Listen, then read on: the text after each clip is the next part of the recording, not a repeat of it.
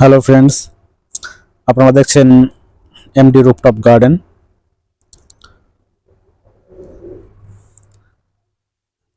এটি কিন্তু একটি ড্রপ ভ্যারাইটির গাছ।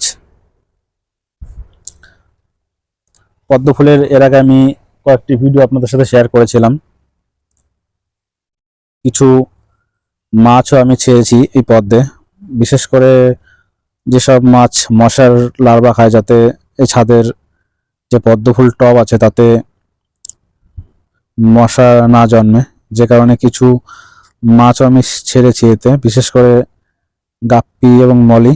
দেখতে পাচ্ছেন পদ্মে যদি আপনারা মাছ ছাড়েন পদ্মের টবে, সেক্ষেত্রে কিন্তু আপনারা রাসায়নিক কিংবা যে সমস্ত কেমিক্যাল কিংবা ফার্টিলাইজার আছে যা আমরা ব্যবহার করে থাকি বিশেষ করে পদ্ম গাছের জন্য, সেগুলো কিন্তু আপনাদের ব্যবহারের পরিমাণ কমাতে হবে। নাহলে কিন্তু এই মাছ কিন্তু মরে যেতে পারে জলের যদি পিএইচ লেভেল ডিসব্যালেন্স হয়ে যাচ্ছে সেক্ষেত্রে। আমার পদ্ম ফুল গাছেও কুড়ি আসছে, দেখতে পাচ্ছেন। তার ভিতরে এটি তো আমরা জানি, সবাই চিনি শাপলা ফুল। এবং এই যে কুড়ি দেখতে পাচ্ছেন পদ্ম ফুল গাছে, এখানে 3টি কালার আছে, সবগুলো তো এখনো আসেনি, লাল, সাদা এবং গোলাপি।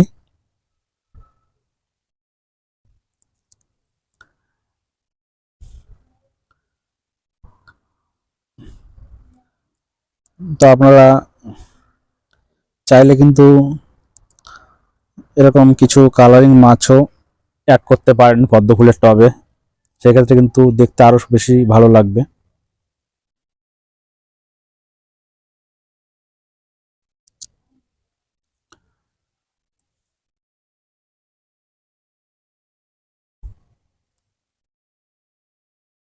মালবেরি, এই গাছটির ভিডিও আমি অনেকবার আপনাদের সাথে শেয়ার করেছি। গাছের পাতার ধরন, ডিজাইনটা আপনারা দেখতে পাচ্ছেন। এই ধরনের পাতায় যে দেখতে পাচ্ছেন, পাতার কিন্তু কিছু পাতায় 3টি এবং কিছু পাতায় 5টি খাঁজ আছে। এটি হলো অল টাইম ভ্যারাইটি, একটি মালবেরি প্রজাতি, সারা বছরই হয়। আপনারা নার্সারিতে খোঁজ করলে পেয়ে যেতে পারেন এই গাছটি। হাইড্রেনজিয়া দারুণ একটি ফুল। আমি চাইবো যে আপনারাও এরকম একটি হাইড্রেনজিয়া ফুল গাছ আপনাদের ছাদের টবে লাগাতে পারেন। দেখতে দারুণ এবং প্রচুর পরিমাণে ফুল ফোটে এবং দীর্ঘদিন পর্যন্ত ফুলটি থাকে, লং লাস্টিং যাকে বলা যায়। এছাড়াও আমার ছাদে যে দেখতে পাচ্ছেন টিকোমা, এটি হলো বীজ, ফুলের থেকে বীজ হয়েছে। টিকোমার বীজ থেকেও চারা তৈরি করা যাবে।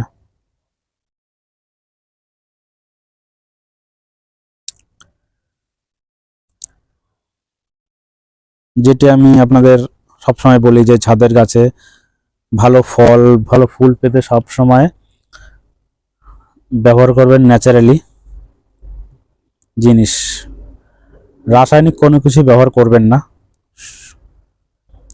যেগুলো আমাদের ঘরোয়া জিনিস আছে, সবজির খোসা, কিচেন ওয়েস্ট যেটা বলেছি আমি, চায়ের পাতা অথবা গোবর সার, জৈব সার যেটা আছে, সেগুলো আপনারা ব্যবহার করতে পারেন।